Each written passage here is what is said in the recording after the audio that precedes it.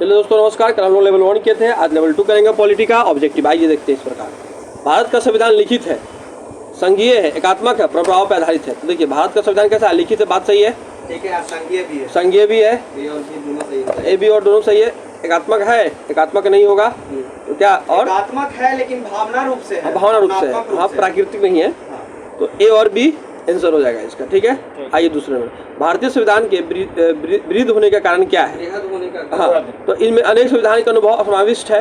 इसमें विस्तृत प्रशासकीय प्रावधान है, एकदम सही है। यह एक बड़े देश के शासन से संबंधित है, ये भी सही है। यह संघ तथा राज्य सरकार के संविधान है, ये भी सही है। इनमें से सभी सही हो जाएगा, ई ऑप्शन हो जाएगा। ठीक है दोस्त, आइए आगे बढ़ते हैं लोग। ऑप्शन क्वेश्चन नंबर 3 चला है। निम्नलिखित कथनों पर विचार कीजिए और नीचे दिए गए कूट की सही व्याख्या को चुनिए। तो क्या कहता है, आइए इसमें देखते हैं हम लोग कि कथन और अभिकरण क्या कहता है। कथन और कारण। भारत एक लोकतांत्रिक देश है, एकदम सही है। भारत का एक अपना क्या है? संविधान है। तो कह रहा है ए आर दोनों सही है, लेकिन आर एक ही सही व्याख्या नहीं करता है भाई। सही बात है ना? तो वही हो जाएगा, कौन आएगा? बी ऑप्शन हो जाएगा इसका। कह रहा है कि भारत एक लोकतांत्रिक देश है, लेकिन भारत का एक संविधान अपना है, ये भी सही है, लेकिन व्याख्या उसका नहीं कर रहा है सही से। आगे आइए। भारतीय संविधान के संबंध में निम्नलिखित में से कौन सा कथन सही है? यह कई संविधानों का मिश्रण है, एकदम सही है। यह पूरी तरह से ब्रिटिश संविधान पर आधारित है, नहीं भाई। यह केवल भारतीय अधिनियम 1935 पर आधारित बनाया गया, नहीं भाई, उसमें भी कुछ लिया गया है। यह पूरी तरह से कनाडा संविधान पर आधारित है, नहीं भाई, केवल ए इसका सही हो जाएगा। ठीक है दोस्त, आइए 5 नंबर क्वेश्चन पे। 5 नंबर क्वेश्चन क्या कहता है? निम्नलिखित कथनों पर विचार कीजिए। भारत एक लोकतांत्रिक राज्य व्यवस्था है, ठीक है ना? भारत एक प्रभुसत्ता संपन्न राज्य है, ये भी सही हो जाएगा। भारत लोकतांत्रिक समाज है, सही हो जाएगा। भारत एक कल्याणकारी राज्य है, ये भी सही हो जाएगा। मतलब चारों ऑप्शन सही है, डी ऑप्शन हो जाएगा। ठीक है ना? आइए 6 नंबर क्वेश्चन में कह रहा है कथन और कारण। कारण कह रहा है भारतीय संविधान अर्ध संघात्मक है, क्या सही है? भारतीय संविधान ना तो संघात्मक है ना ही एकात्मक है, दोनों सही है और व्याख्या भी कर रहा है उसका। ठीक है ना? क्या है? संघात्मक भी नहीं है और एकात्मक भी नहीं है। क्या? अर्ध क्वासी फेडरल है। और क्वासी फेडरल कौन कहा था भाई? केसीवीआर, याद रखिएगा। तो ए आर दोनों सही है और आर ए का सही व्याख्या कर रहा है। ठीक है ना? अब आइए नेक्स्ट क्वेश्चन 7 नंबर पे। निम्नलिखित में से कौन सा कथन सही है? भारत का संविधान भारत में संसदीय पद्धति की सरकार व्यवस्था करता है, क्या सही है? एकदम सही है। ठीक है ना? भारतीय संविधान द्वारा स्वतंत्र न्यायपालिका का स्थापना की गई है, ये भी सही है। भारतीय संविधान में विधि के शासन की व्यवस्था करता है, एकदम सही है। चारों सही ऑप्शन हो जाएगा इसका। ठीक है दोस्त, आइए पढ़ते हैं लोग आगे। एक कठोर संविधान वो है, कौन है? तो जिसमें आइए पढ़ते हैं, जिसमें संशोधन ना किया जा सके तो कठोर संविधान हो जाएगा। आगे आइए देखते हैं। जिस आंशिक रूप से संशोधित किया जा सके, ये भी नहीं होगा। जिसे समान विधि निर्माण प्रक्रिया की विधि से भिन्न विधि से संशोधित किया जा सके, क्या हो जाएगा? आपका आंसर यही हो जाएगा, सी नंबर की। जिससे समान विधि मतलब कि आराम से विधि निर्माण प्रक्रिया की विधि से भिन्न विधि से संशोधित किया जा सके, वही क्या कहलाएगा? कठोर संविधान कहलाएगा। 9 नंबर में आइए अब हम लोग देखते हैं। भारतीय संविधान की एकात्मक विशेषताओं के संबंध में इनमें से कौन सा गलत है? गलत देखना हम लोगों को। तो अखिल भारतीय सेवाएं, सशक्त केंद्र, प्रतिनिधित्व की समानता और संविधान की नम्रता ना होना, ये डी आपका ऑप्शन हो जाएगा। ठीक है ना? गलत ऑप्शन चुनना है, देखिएगा, सही नहीं चुनना है, गलत बताना है। अगर बोलेगा ना भारतीय संविधान की एकात्मक विशेषताओं में संबंध में से कौन सा सही है, तो ऑप्शन ए सही हो जाएगा। अखिल भारतीय भी सही हो जाएगा, प्रतिनिधि की समानता भी सही हो जाएगा, सख्त केंद्र भी हो जाएगा। लेकिन नहीं लगा देना, अगर गलत सुनना है तो संविधान की नम्रता ना होना कहला जाएगा। ठीक है ना? आइए 10 नंबर क्वेश्चन पे पढ़ते हैं। कह रहा है कि भारतीय संविधान की संघीय व्यवस्था के संबंध में इनमें से कौन सी विशेषता सही है? कौन सी विशेषता आप सही बोल रहा है? आइए देखते हैं। संसद के निम्न सदनों में राज्य का समान प्रतिनिधित्व होता है, क्या? नहीं। द्वैध शासन है भाई, राज्य और केंद्र नहीं चलता है, सही हो जाएगा। संसद के उच्च सदन में सभी राज्यों का समान प्रतिनिधित्व है, नहीं। दोहरी नागरिकता है अपने यहाँ, नहीं। आइए आगे बढ़ते हैं। भारतीय संविधान कह रहा है कि भारतीय संघीय व्यवस्था केंद्रमुखी है, क्योंकि क्या? संपूर्ण भारत के लिए एक ही नागरिकता है। आपातकाल में केंद्र की शक्ति बहुत बढ़ जाती है। संसद क्या कर रहा है? संसद राज्यों के क्षेत्र पुनर्गठन कर सकती है, चारों सही हो जाएगा, बात सही है। आपातकाल का देखते हैं, केंद्र सरकार बहुत ज़्यादा शक्ति हो जाता है, पावर में आता है। आइए 12 नंबर क्वेश्चन पे आते हैं हम लोग। अब कह रहा है 12 नंबर क्वेश्चन कि संविधान निर्माताओं कौन सा आरक्षण अमेरिका के संविधान से ग्रहण किया है? कौन सा? अब बता रहा है, देखिए इसमें न्यायिक समीक्षा लिया गया, सही है, मौलिक अधिकार भी लिया गया है, सर्वोच्च न्यायालय के न्यायाधीशों को हटाने की विधि भी लिया गया है। तो तीनों ऑप्शन सही है, ABC तीनों ऑप्शन है। निम्नलिखित में से कौन सी भारतीय संविधान की विशेषता नहीं है? तो कौन सी नहीं है? तो देखिए, संसाधनात्मक तो ब्रिटेन से लिया गया है, स्वतंत्र न्यायपालिका, संघात्मक सरकार भी ब्रिटेन से लिया गया है, नहीं संघीय तो कनाडा से लिया गया है, लेकिन अध्यात्मक सरकार नहीं है भारत की विशेषता, ठीक है ना। अमेरिका से लिया जाएगा, अभ्यास में लिया जाएगा तो ना, अगर क्योंकि वहाँ पे है, अमेरिका में नहीं है, बहुत जगह पे है। आइए, निम्नलिखित में से कौन सा लक्षण भारतीय परिसंघ और अमेरिकी परिसंघ के समान रूप में पाया जाता है? भारतीय और अमेरिकी परिसंघ में पाया जाता है, तो बताता है कौन सा? देखिए, एक ही नागरिकता, नहीं भाई, नागरिकता वहाँ पे 2 ही चलता है, यहाँ पे एकल चलता है। संविधान में 3 सूचियाँ, नहीं। न्यायपालिका की द्वैधता, नहीं। संविधान में निर्वाचन के लिए परिसंघ उच्चतम न्यायालय, एकदम सही हो जाएगा, 14 का D हो जाएगा। संविधान के निर्वाचन के लिए परिसंघीय उच्चतम न्यायालय लिया जाएगा, ठीक है ना। आइए, सूचियों को सूची 2 से मिलान करना है, कौन कौन कहाँ से लिया गया है, आइए देखते हैं। राज्य के निर्देशन आयरलैंड से लिया गया, सही आपको पता है, ठीक है ना। और बताइए, मूल अधिकार अमेरिका से लिया गया है, ठीक है। और बताइए, संघ एवं राज्यों का समर्थित सूची ऑस्ट्रेलिया से, पर्सोना की भाषा भी ऑस्ट्रेलिया से, ठीक है ना।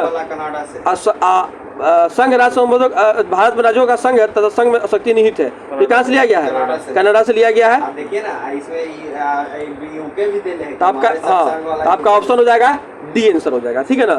3, 5, 1, 2, ठीक है। आगे आइए, अब हम लोग बढ़ते हैं अपने अगले क्रम के क्वेश्चन की तरफ। DPS से बिहार दरोगा भर्ती में 18 का पूछा हुआ क्वेश्चन। नहीं, 16 नंबर क्वेश्चन में आइए, अब हम लोग फिर से कह रहा है, सेम वही है। विधि का शासन कहाँ से लिया गया है? इंग्लैंड। नहीं, अरे यूके, इंग्लैंड सही तो है। ठीक है। विधि द्वारा स्थापित प्रक्रिया कहाँ से लिया गया है? जापान। विधि द्वारा स्थापित बोलेगा तो जापान है, विधि का शासन बोलेगा तो इंग्लैंड। राष्ट्रपति के विचार में राज्यपाल के द्वारा विधेयक सुरक्षित रखना कहाँ से लिया गया है? तो ऑस्ट्रेलिया, कनाडा। राज्यपाल द्वारा था ना। हाँ, राष्ट्रपति का विचार। अरे कनाडा मारिए ना ढीटे, कनाडा मारिए ना बेटे। हाँ, अच्छा, विस्तृत जो है वही सूची अधिक शक्ति निहित है, तो ऑस्ट्रेलिया, ठीक है ना। तो 1 का 2, फिर 2 का 3, मतलब D आंसर हो जाएगा आपका, ठीक है। आइए हम लोग अब आगे की ओर अग्रसर करते हैं। क्वेश्चन नंबर 17 में आइए, इसमें भी सूची मिलाना है। मूल अधिकार अमेरिका से लिया गया है, ठीक है। शासन का संसदीय प्रणाली कहाँ से लिया गया है? यूके से लिया गया है, ठीक है। आपात उपबद्ध जर्मनी से। राज्य का निर्देशन आयरलैंड से लिया गया है, आपात उपबंध जर्मनी से लिया गया है, तो इसका आंसर कौन सा हो जाएगा? C हो जाएगा, ठीक है। आइए आगे की ओर बढ़ते हैं। 18 नंबर क्वेश्चन। वो थोड़ा तेज है, समझ नहीं। निम्नलिखित में से कौन सा कथन सत्य है? आइए देखते हैं इसमें क्या नंबर 18 नंबर क्वेश्चन है। संयुक्त राज्य अमेरिका सरकार की संघीय प्रणाली है, एकदम सही है। भारत सरकार की संघीय एकात्मक दोनों प्रकार की प्रणाली है, नहीं भाई, गलती है। फ्रांस की सरकार संघीय प्रणाली है, गलत है। पाकिस्तान में प्रधानमंत्री की नियुक्ति वहाँ की जनता के द्वारा होता है, नहीं भाई, वो भी अप्रत्यक्ष तरह से हमारे यहाँ होता है। भारतीय संसद प्रणाली ब्रिटिश संसद प्रणाली से इस बात से भिन्न है, किस प्रकार से? आइए देखते हैं। तो वास्तविक और नाम मात्र दोनों प्रकार की कार्यपालिका है, नहीं भाई। सामूहिक उत्तरदायी प्रणाली है, नहीं भाई। द्विसदनीय विधायक है, नहीं भाई। न्यायिक प्रलोभन की प्रणाली है, एकदम सही है, वही से लिए हम लोग। आगे की ओर आइए अग्रसर करते हैं 20 नंबर क्वेश्चन में। निम्नलिखित में से किस विनिधारिता होता है कि भारत का संविधान परिसंघीय है? तो केंद्र राज्य के क्या होता है? केंद्र राज्य के बीचों शक्तियों का विवरण यही करता है कि निम्नलिखित में से किससे विनिधारित होता है कि भारत का संविधान क्या परिसंघीय है? तो संविधान लिखित है अनामय नहीं हो जाएगा। न्यायपालिका स्वतंत्र, ये भी नहीं होगा। अवशिष्ट शक्तियां केंद्र में निहित होती, ये भी नहीं होगा। क्या हो जाएगा? केंद्र और राज्य सरकार के बीचों का विवरण, मतलब बंटवारा। आइए कथन 1 और कथन कारण पढ़ते हैं। भारत संविधान अर्धसंघात्मक है, तो हाँ हो जाएगा, ठीक है ना। क्या हो जाएगा? सही हो जाएगा। भारतीय संविधान ना तो संघात्मक है और ना ही एकात्मक है, ये भी सही हो जाएगा। और AR क्या करता है? व्याख्या भी करता है, दोनों सही, लेकिन R है कि सही व्याख्या करता है, ठीक है ना। चलिए आइए 22 नंबर में, भारत में राजनीतिक व्यवस्था के मूलभूत लक्षण है, तो मूलभूत लक्षण क्या है? आइए देखते हैं। तो कह रहा है यह एक लोकतांत्रिक गणतंत्र है, एकदम सही है। इसमें संस्थात्मक रूप से सरकार है, एकदम सही है। और आगे क्या कहता है? सर्वोच्च सत्ता भारत की जनता में निहित है, ये भी सही है। यहाँ एकीकृत शक्ति का प्रदान करती है, नहीं भाई। तो 1 2 3 खाली सही हुआ, ठीक है ना। हाँ आइए, निम्नलिखित में से कौन सी विशेषता भारतीय लोकतंत्र में नहीं है? तो भारतीय लोकतंत्र की विशेषता क्या नहीं है? तो यह एक संविधान का संगत सरकार है, नहीं, अरे नहीं बोल रहा है ना, नहीं बोल रहा है। लोकतांत्रिक सरकार ये भी नहीं होगा इसका आंसर। विधि का शासन है लेकिन नहीं होगा। सत्तावादी सरकार, इस पे ऑप्शन यही हो जाएगा, नहीं है। कारण कि लोकतांत्रिक सरकार का विशेषता क्या नहीं है? तो सत्तावादी सरकार का क्या हमेशा वही सत्ता करता है क्या? नहीं भाई, यहाँ पे जनता होता है। निम्न कथनों पे विचार कीजिए और अंत में दिए गए उत्तरों का सही चयन कीजिए। भारत के संविधान में एक संघीय प्रणाली का प्रावधान है, क्या सही है? हाँ। उसने एक बहुत शक्तिशाली केंद्र की रचना की है, तो ये भी सही हो जाएगा। लेकिन AR की व्याख्या नहीं कर रहा है, यहाँ पे RA की व्याख्या नहीं कर रहा है, ठीक है ना। तो इसका आंसर सिर्फ B हो जाएगा। AR दोनों सही है लेकिन RA की व्याख्या सही नहीं कर रही है, ठीक है। आइए, निम्नलिखित में से कौन सा आध्यात्मिक शासन प्रणाली का आधारभूत तत्व है? ठीक है, 25 नंबर क्वेश्चन कह रहा है कि निम्नलिखित में से कौन से आध्यात्मिक शासन प्रणाली का आधारभूत तत्व है? तो एकल कार्यपालिका हो जाएगा, ठीक है ना। संविधान का कठोरता नहीं होगा, व्यवस्थापिका का स्वतंत्रता नहीं होगा, आपसी सरकार को राज्यों के पास होना नहीं होगा। क्वेश्चन नंबर 26 पे आइए, हम लोग देखते हैं। कह रहा है कि गणतंत्रीय अवधारणा से संबंधित निम्नलिखित में से कौन सा एक नहीं है बोल रहा है, ठीक है ना। तो इसका हो जाएगा एक राज्य में जनता का सर्वोच्च हो, यह है। सर्वोच्च शक्ति निर्वाचन प्रधान में निहित हो, यह भी है। सर्वोच्च शक्ति एक राजा के समान एक ही व्यक्ति में निहित हुई, यही आंसर रहेगा। एक व्यक्ति में निहित थोड़े होता है, सब में निहित होता है। एक ऐसी सरकार जो जनता द्वारा निर्वाचित प्रतिनिधियों से बना हो, यह भी सही हो जाएगा, लेकिन ये नहीं बोल रहा है। भारत में संसदीय प्रणाली की सरकार है, क्योंकि क्या हो जाएगा इसका ऑप्शन आंसर? आइए देखते हैं। भारत में संसदीय प्रणाली की सरकार है क्योंकि लोकसभा जनता द्वारा प्रत्यक्ष रूप से निर्वाचित होता है। एकदम सही है बात, सही है। लोकसभा क्या होता है? जनता द्वारा प्रत्यक्ष रूप से निर्वाचित होता है। इसका आंसर हो जाएगा आपका D सीधा आ जाएगी ना। मंत्रिपरिषद लोकसभा के प्रति उत्तरदायी होता है। ये तो सही बात है। इसका D, हाँ, मंत्रिपरिषद जो होता है लोकसभा के प्रति सामूहिक रूप से, और वही मंत्रिपरिषद बोलेगा व्यक्तिगत रूप से किसके प्रति? राष्ट्रपति के रूप से, ठीक है ना। निम्नलिखित में से कौन सा एक भारतीय संविधान का दर्शन नहीं है? तो कौन सा नहीं है? तो साम्यवादी राज नहीं है, यहाँ पे समाजवादी है, कल्याणकारी है, राजनीतिक है। D साम्यवादी ना होगा इसका आंसर। तो साम्यवादी ही तो बोले हैं भाई। परिभाषा से संवैधानिक सरकार का अर्थ है क्या है? आइए देखते हैं। इसमें कह रहा है सीमित सरकार होगा, नहीं होगा इसका आंसर, ठीक है ना। विधानमंडल द्वारा सरकार हो जाएगा, लोकप्रिय सरकार हो जाएगा, है ना, बहुदलीय सरकार होगा, लेकिन सीमित सरकार नहीं होगा। परिभाषा से संवैधानिक सरकार का अर्थ क्या होता है? तो सीमित सरकार। सीमित सरकार अर्थ क्या होता है? संवैधानिक मतलब सीमित है, मतलब लगाम है ना। संवैधानिक मतलब कि उस पर संविधान का दबाव है। दबाव है। अरे संवैधानिक सरकार का अर्थ क्या होता है? मतलब संविधान से आप बंधे हो, मतलब सीमित हो, उस सीमा के दायरा के बाहर आप नहीं जा सकते हैं। केंद्र और राज्य सरकार को पराधिकार प्राप्त होता है किससे? तो भारतीय संविधान से प्राप्त होता है। बात संविधान से ऊपर कोई है क्या? तो सब प्रधानमंत्री कोई ऑर्डर दे सकता है हर चीज में? नहीं, संविधान ही दे सकता है हर चीज में। आइए 21 नंबर क्वेश्चन देखते हैं।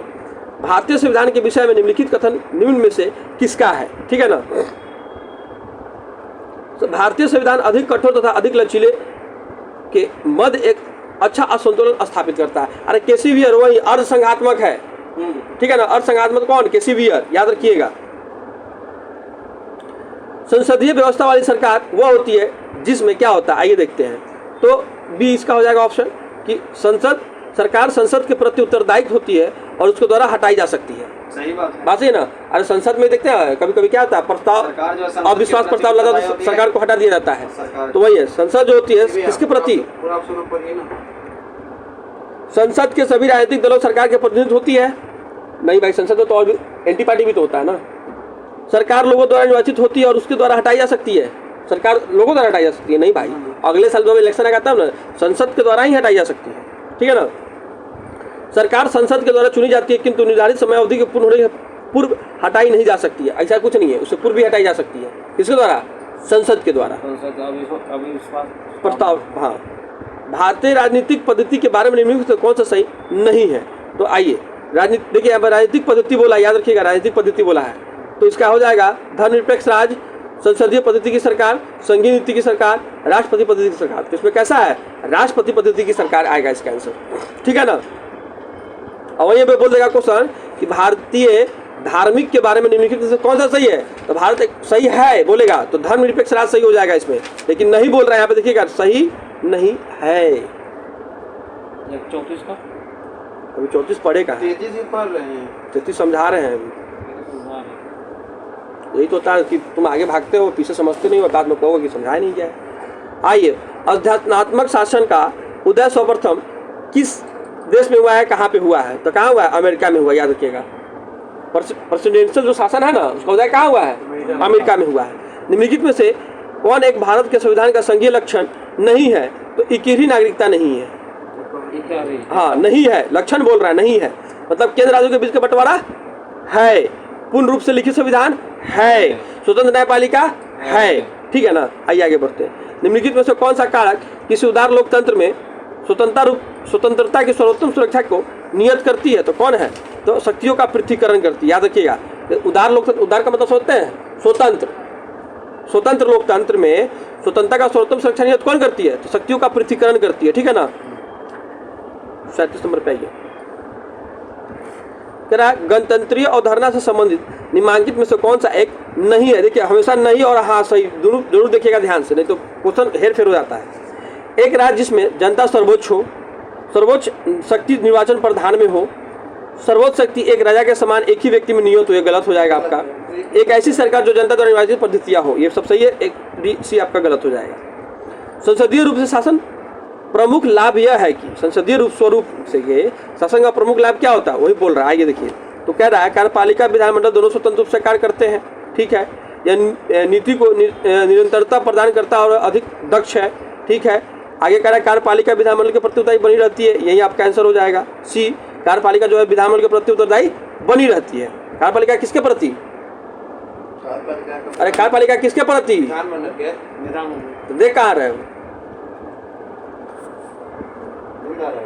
आइए 39 नंबर में संसाधनात्मक शासन व्यवस्था क्या है? संसाधनात्मक व्यवस्था क्या है?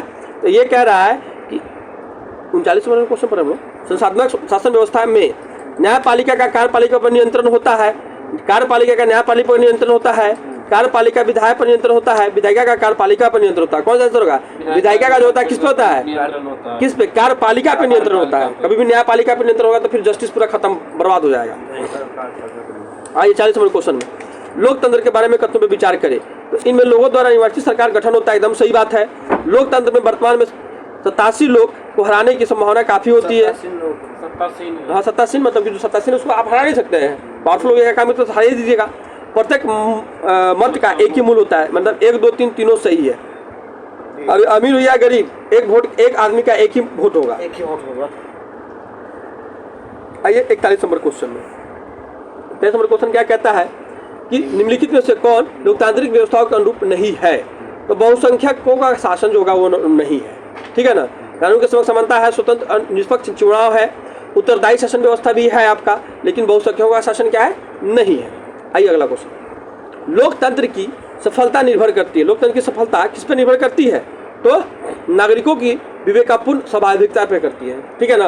अरे आप किसको वोट दीजिएगा या आपको कोई बताएगा उस पर कीजिएगा कि आप अपने विवेक के, अपने सोच समझ पे देख, नहीं हम लालू यादव को देंगे, चाहे नीतीश को देंगे, चाहे बीजेपी को देंगे, चाहे लोक जनशक्ति पार्टी को देंगे, किसको, चाहे हमारे गांव में कोई खड़ा हुआ हम उसको देंगे, ये आपके विवेक पर करता है। तो ये बोल रहा है क्वेश्चन कि लोकतंत्र की सफलता किस पर निर्भर करती है? किसके? नागरिकों के विवेक पे करती है। इस पर और ऑप्शन पढ़ दे रहे हैं हम। नागरिकों की उदासीनता पे करती है? नहीं भाई साहब। जनता की गैर कानूनी कार्रवाई पे करती है? नहीं भाई। नागरिकों द्वारा अपनी जाति हितों की रक्षा पे करते नहीं, लेकिन देखने को तो यही मिलता है, मैक्सिमम लोगों को अपने जातिगत को देखते हैं लोग, बाकी अलग बात है। द्विसदनात्मक व्यवस्था किसी शासन प्रणाली एक आवश्यक तत्व है। क्या कहता है? आवश्यक तत्व है। तो देखिए इसका आंसर क्या हो जाएगा? संसदीय प्रणाली। संसदीय प्रणाली में लोकसभा, राज्यसभा, विधानसभा, चाहे विधानमंडल देखने को मिलता है कई राज्यों में, जैसे 6 राज्यों में विधान परिषद है भी, याद रखिएगा। मार्शल लॉ की अवधारणा जो मूल अधिकारों को प्रतिबंधित करती है किस देश से ली गई है? अरे यूके से ली है। अरे मार्शल लॉ की अवधारणा कहाँ से ली गई है? ब्रिटेन से ली गई है, जो मूल अधिकारों को प्रतिबंधित करती है। मूल अधिकार कहाँ से लिया गया है? मौलिक अधिकार, मौलिक अधिकार तो वहीं से लिया है, अमेरिका से, वहीं से कहा बोले, अमेरिका बोले। आइए अगला क्वेश्चन कह रहा है भारतीय संघीय प्रणाली की विशेषता निम्नलिखित में से कौन सी है? तो भारतीय संघीय प्रणाली की कौन सी विशेषता निम्नलिखित में से कौन सी है? आइए देखते हैं। तो शक्तियों का बंटवारा सही हो जाएगा। दूसरा शक्तियों का पृथकीकरण नहीं होगा ना, नहीं होगा। स्वतंत्र न्यायपालिका हो जाएगा। अच्छा, उसमें प्रधानमंत्री का नेतृत्व, ये भी नहीं होगा। लिखित संविधान, तो 1 3 5 ऑप्शन डी। ठीक है, अगला क्वेश्चन आइए। निम्नलिखित में से कौन सा भारतीय संविधान की संघीय विशेषता नहीं है? तो क्या रहा है, एक बार क्वेश्चन फिर से हम पढ़ते रिपीट कर दे रहे हैं। निम्नलिखित में से कौन भारतीय संविधान की संघीय विशेषता नहीं है बोल रहा है, तो कौन नहीं है? आइए देखते हैं। केंद्र और राज्य बीच का शक्ति का विभाजन, एकदम ये हो जाएगा। संविधान की सर्वोच्चता, ये भी हो जाएगा। भारत के राष्ट्रपति और राज्यपाल की नियुक्ति, ये नहीं होगा। संघीय बोल रहा है। न्यायपालिका की स्वतंत्रता, ये भी हो जाएगा। ऑप्शन आपका कौन हो जाएगा? सी। देखिए यहाँ पे क्वेश्चन जो है ना सेकेंड लेवल का, थोड़ा सा हाई लेवल का सोचने वाला दिया हुआ है। अगर आप पढ़िएगा क्वेश्चन तो ये भी सही होगा। भारत में जो होता है राज्यपाल का नियुक्ति कौन करता है? राज्यपाल का नियुक्ति कौन करता है? राष्ट्रपति करता है। लेकिन संघीय व्यवस्था बोला है, ध्यान दीजिएगा, नहीं है। अच्छा ये देखिए संघीय व्यवस्था है। अगला क्वेश्चन आइए। निम्नलिखित में से किस व्यवस्था की विशेषता को भारत के संविधान में सम्मिलित किया गया है? किसकी विशेषता को संविधान में सम्मिलित किया गया है? ये देखते हैं। 27 नंबर का क्वेश्चन है। पहला सही हो जाएगा ना? नहीं हो जाएगा, इसमें सी आंसर हो जाएगा। पूछिए क्या है, बताइए। देखिए क्या कह रहा है। दोनों पहला भी सही है, दूसरा भी सही हाँ, तीसरे तो दोनों का एक में मिला दिया, इसलिए सी सही हो जाएगा। एवं एकात्मक व्यवस्था की हाँ, दोनों संघीय एवं एकात्मक व्यवस्था की विशेषता है। एकात्मक है ना। हाँ, संघीय कैसा हो जाएगा? प्राकृतिक।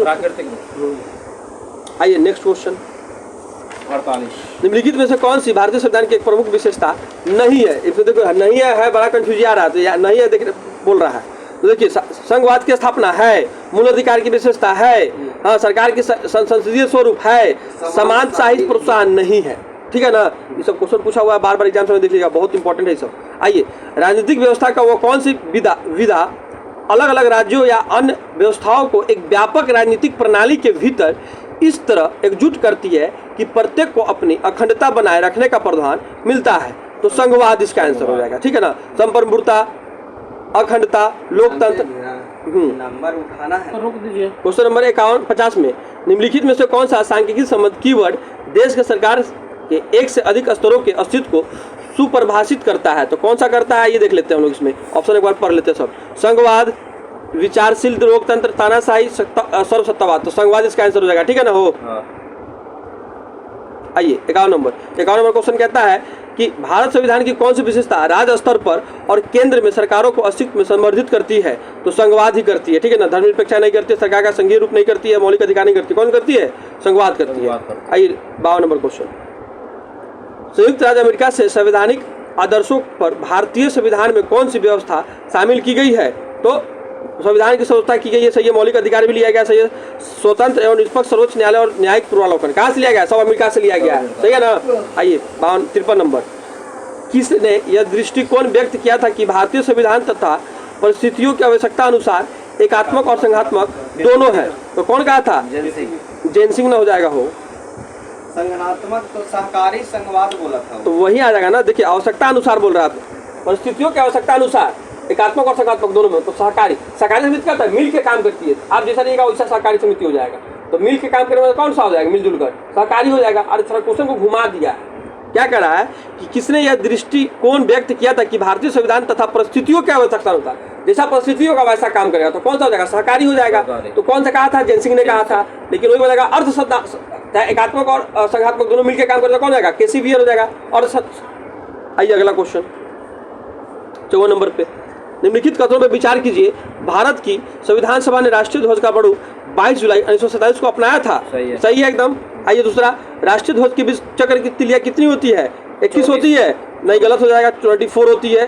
ठीक है ना। राष्ट्रीय ध्वज की चौड़ाई लंबाई 3:4 होती है। क्या हो जाएगा? ये भी आपका आंसर। मोटिवेशन ठीक है, चलिए ऑप्शन केवल बी हो जाएगा 54 का। ठीक है, आइए 55 में आते हैं हम। पहला 55 में राष्ट्रीय पंचांग के संबंध में 3:2 होता है। 3 मीटर लंबा, 2 मीटर चौड़ा। हाँ वही ना, 2 मीटर चौड़ा, 3 मीटर लंबा, 2 चौड़ाई लंबाई में हम कर दे रहे हैं। आइए, राष्ट्रीय पंचांग के संबंध में कौन सा कथन सही है? भारतीय राष्ट्रीय पंचांग विक्रम संवत पर आधारित है। क्या सही है? एकदम सही है। सही है, उठा के पटक देंगे धर के। विक्रम संवत पे आता है, ये ना कहा सही है तो सही है। हाँ, अगला कह रहा है राष्ट्रीय पंचांग 26 जनवरी 1950 को अपनाया गया था। नहीं भाई, कब अपनाया गया था कोई बताएगा? ना तो डी हो जाएगा ना तो ए हो जाएगा। तो 3 का क्वेश्चन पे आ जाइए। कहता है कि कथन कि इसका कथन करना है। पहला कथन क्या है कि भारत का संविधान अपने मूल ढांचे को संघवाद, पंथ निरपेक्षता, मूल अधिकार तथा लोकतंत्र के रूप में परिभाषित करता है। तो क्या है कथन सही है? तो क्या है कथन ही सही नहीं है।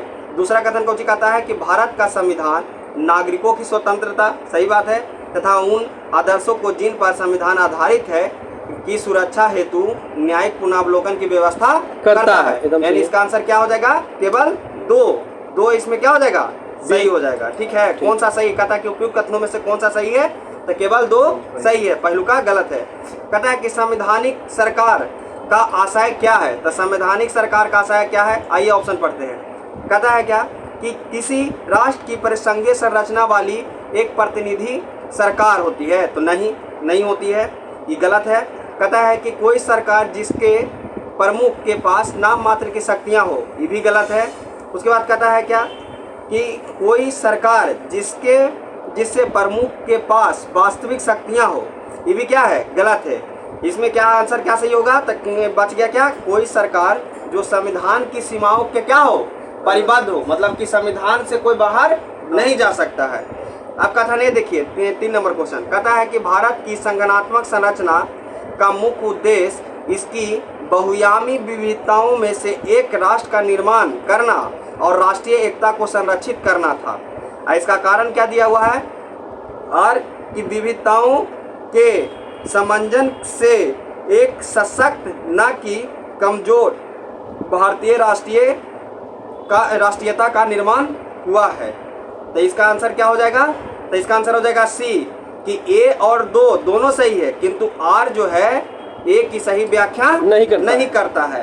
ठीक है, कहता है कि अब अगला क्वेश्चन देखिए, पहले कथन पढ़ लीजिए। कहता है भारत एक लोकतांत्रिक राज्य व्यवस्था है, भारत एक संप्रभुता संपन्न राज्य है, भारत एक लोकतांत्रिक समाज है, भारत एक कल्याणकारी राज्य है। कहता है कि उपयुक्त कथनों में से कौन सा कथन सही है? तो उपयुक्त कथनों में से कौन सा कथन सही है? तो 1 2 मतलब कि टोटल कथन क्या है इसका?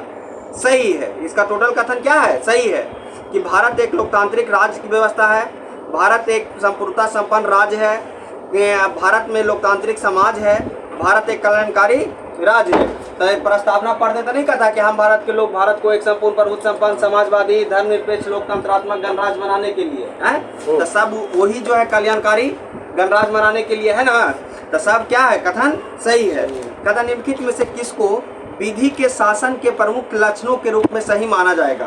पहला कोचि दिले है कि शक्तियों का परिसीमन, दूसरा कोचि दिले विधि के समक्ष समता, उसके बाद कहता है कि सरकार के प्रति जन उत्तरदायित्व, स्वतंत्रता और नागरिकता का अधिकार। तो इसका आंसर क्या हो जाएगा सही? तो 1 2 4 क्या हो जाएगा? 1 2 4 सही हो जाएगा। 1 2 4 क्या हो जाएगा? सही हो जाएगा। यानी 1 2 4 इसमें ऑप्शन सही है। उसके बाद देखिए, कहता है कि भारत के संदर्भ में संसदीय शासन प्रणाली में निम्नलिखित में से कौन सा या से सिद्धांत स्थगित रूप से क्या है? निहित है। क्या है? निहित है। तो कहता है कि मंत्रिमंडल के सदस्य संसद के सदस्य होते हैं। मंत्रिमंडल के सदस्य जो है संसद के सदस्य होते हैं। तो लगभग हमको लग रहा है क्या है कि सही है। क्या है? सही है। उसके बाद कहता है कि जब तक मंत्रियों को संसद का विश्वास रहता है तब तक वे अपने पद पर बने रहते हैं। ठीक है, ये भी लगता है क्या है? सही है। उसके बाद राज्य का अध्यक्ष ही मंत्रिमंडल का नहीं, राज्य का अध्यक्ष नहीं, कौन होता है? प्रधानमंत्री होता है ना। जो प्रधानमंत्री होता है वो मंत्रिमंडल का अध्यक्ष होता है। ठीक है। उसके बाद कहता है कि उपयुक्त में से कौन सा कथन सही है? तो 1 और 2 सही है, बाकी क्या है? गलत है। निम्नलिखित में से कौन सही है? कहता है निम्नलिखित में से कौन सा सही है? आध्यात्मकता शासन प्रणाली की विशेषता है। कहता है कि कार्यकारिणी का प्रमुख राष्ट्रपति होता है। ठीक है, तो सही है। तो नहीं है सही। कार्यकारिणी का प्रमुख कौन होता है? प्रधानमंत्री होता है ना। कार्यकारिणी का प्रमुख राष्ट्रपति होता है। सब सही है। कौन सा कथन सही है? राष्ट्रपति अपने मंत्रिपरिषद का चयन स्वयं करता है। उसके बाद राष्ट्रपति व्यवस्थापिका को भंग नहीं कर सकता है। मतलब ये तीनों कथन क्या है? सही है। कहता है भारतीय राज्य व्यवस्था में निम्नलिखित में से कौन सी अनिवार्य विशेषता है जो यह दर्शाती है कि उसका स्वरूप संघीय है? कहता है कि संघीय है। कहता है न्यायपालिका की स्वतंत्रता क्या है? सुरक्षित है। सही है। देखते हैं अभी भी उसी पर बात चल रहा है कि न्यायपालिका मतलब उस पर कर रहा है, दबाव डाल रहा है राष्ट्रपति पर। तो कहता है कि नहीं मेरे पर दबाव डालेगा, तो बोला कि नहीं हम अपने ऊपर डाल सकते हैं। कहता है संघ की विधायिका, तो यही ऑप्शन सही है, तो बाकी पढ़ने का जरूरत नहीं है। कहता है कि भारतीय संगठनात्मक व्यवस्था के संदर्भ में निम्नलिखित में से कौन सा कथन सही है? कहता है भारतीय संविधान के अंतर्गत राज्यों को संघ से अलग होने का अधिकार नहीं है। कहता है अलग होने की एकमात्र वकालत करने पर अभिव्यक्ति की स्वतंत्रता की सुरक्षा मिलेगी। इसका आंसर क्या हो जाएगा? केवल एक सही होगा। ठीक है। कहता है नीचे दिए गए कथनों के नीचे दो कथन दिए गए हैं जिनमें एक कथन ए और दूसरा कथन आर है। वो कहता है कि कथन आर जो है कारण आर जो है ए का कथन सही है कि नहीं, जो व्याख्या करना है। कहता भारतीय संगठनात्मक व्यवस्था को अर्ध संगठनात्मक कहा जाता है। कहता है कि भारत में एक स्वतंत्र न्यायपालिका है जिसे न्यायपालिका पुनर्निरीक्षण कहता है। तो देखिए ई तो सही है, लेकिन ई जो इसका व्याख्या लगता है गलत है, नहीं कर रहा है। आर सही है लेकिन आर का व्याख्या नहीं कर रहा है। ठीक है। तो इसका ऑप्शन कौन सा सही हो जाएगा? ऑप्शन बी सही हो जाएगा। कहता है कि भारतीय राज्य व्यवस्था में निम्नलिखित में से कौन सा अनिवार्य विशेषता है जो यह दर्शाती है कि उसका स्वरूप संघीय है? तो उसका स्वरूप संघीय कौन इसमें है? न्यायपालिका की स्वतंत्रता सुरक्षित है। ठीक है। उसके बाद का संघ की विधायिका में संघटक इकाइयों को निर्वाचित प्रतिनिधि होते हैं। केंद्रीय मंत्रिमंडल में क्षेत्रीय पार्टियों का निर्वाचित प्रतिनिधि हो सकते हैं। कहता है मूल अधिकार के न्यायालयों द्वारा परिवर्तनीय है। तो न्यायालय द्वारा परिवर्तनीय तो कभी हो ही नहीं सकता है। तो इसका आंसर क्या हो जाएगा? स्वतंत्रता है, सुरक्षित है। कहता है कि हमने ब्रिटिश मॉडल पर आधारित संसदीय लोकतंत्र को अपनाया है, किंतु हमारा मॉडल उस मॉडल से भी निम्न प्रकार क्या है? भिन्न है। तो कोई प्रकार निम्न भिन्न है। ऐसे तो हम लोग ब्रिटिश से लेवे किए हैं, लेकिन कहता है कि जहाँ तक विधि निर्माण का संबंध है ब्रिटिश संसद सर्वोपरि है। सही बात। विधि का निर्माण या विधि निर्माण प्रक्रिया कहाँ? ब्रिटेन से लिए थे।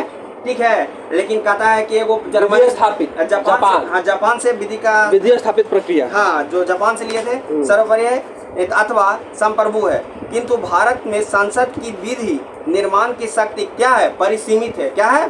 परिसीमित है। मतलब कि कहने का मतलब लग रहा है हमको क्या ये चीज सही है। कहता है भारत में संसद के किसी अधिनियम के संशोधन की संवैधानिकता से संबंधित मामले उच्चतम न्यायालय द्वारा संविधान पीठ को भेजे जाते हैं। ये भी मतलब क्या है? सही है। तो इसमें क्या हो जाएगा? एक और दोनों सही है। सही है। कहता है निम्नलिखित में से किसने विधि निर्धारित होता है कि भारत का संविधान परिसंघीय है? कहता संविधान लिखित और अन्याय है। न्यायपालिका स्वतंत्र है। अवशिष्ट शक्तियां केंद्र को निहित है। केंद्र और राज्य दोनों के बीच में शक्तियों का वितरण है। इसमें कौन सी हो जाएगा? हाँ, तो ऑप्शन डी IAS के क्वेश्चन था। कितना? ठीक है दोस्तों, हम लोग कल फिर मिलेंगे इसी समय में, और अपना आप लोग लाइक एंड सब्सक्राइब कर दीजिए और ज़्यादा से ज़्यादा शेयर कीजिए लोग। और हर एग्जाम के लिए बहुत ज़रूरी है और इसको बार बार आप लोग रिवीजन के तौर पर देखिए। बहुत अच्छा और बहुत ज़्यादा फायदेमंद होगा। धन्यवाद।